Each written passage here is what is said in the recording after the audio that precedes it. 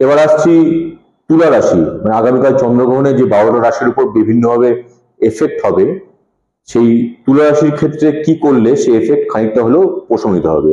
তুলা রাশি যাদের আছে তারা কালকে সাদা চন্দন ও মিষ্টি শিব মন্দিরে দান করুন, এবং দাম্পত্য কলহ থাকলে গ্রহণকালে একসাথে চন্দ্রের মন্ত্র জপ করুন।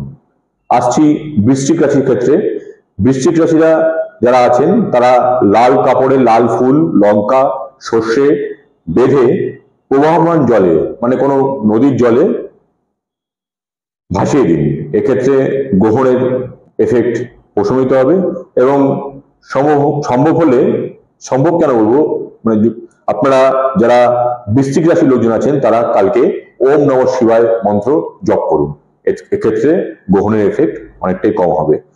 ধনু রাশির ক্ষেত্রে বলার যে কলা গাছ বা অশ্বত্থ গাছের গোড়ায় প্রদীপ জ্বালান, এতে গ্রহণের ক্ষেত্রে আপনাদের উপর, আপনাদের রাশির উপর যে এফেক্ট, সেই এফেক্ট প্রশমিত হবে।